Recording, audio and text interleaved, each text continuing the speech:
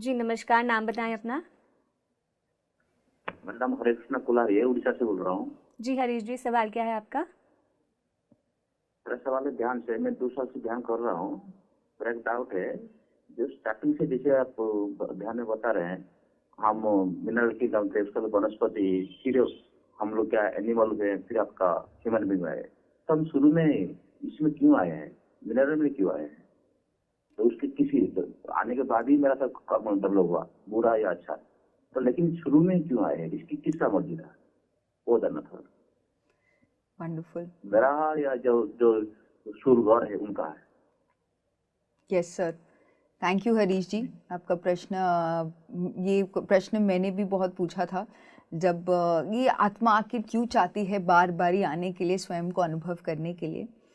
तो जब जैसे हमने स्टार्टिंग प्रश्न में नम्रता जी ने पूछा था, सत्य क्या है, हम शरीर नहीं आत्मा है। तो ये आत्मा भी वो एक इंडिविजुअल सोल्स की तरह नहीं है। आप इसको ओशन और रिवर और बूंदों की तरह स्टडी कर सकते हैं। तो जो सर्वात्मा है वो ओशन की तरह है। वो ओशन जब रिवर बन जाती है तो वो अलग अलग अलग परमात्मा बन जाती है।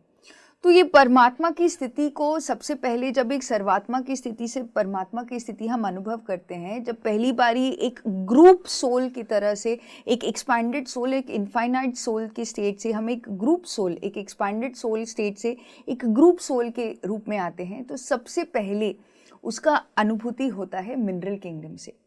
वैसे ही अगर आप देखेंगे, जब आप प्लांट किंगडम में आते हैं, प्लांट किंगडम में भी सभी प्लांट्स का ग्रुप कॉन्शियसनेस होता है।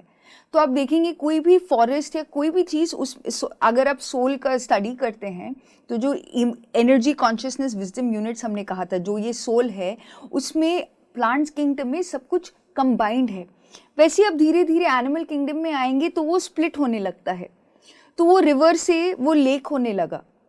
आप वो कॉन्शियसनेस का स्ट्रीम समझिएगा। वो रिवर से लेक होने लगा तो वो एक प्लांट किंगडम से एनिमल किंगडम, तो वो और उसका इंडिविजुअल यानी कि मैंपन ज़्यादा होने लगा है।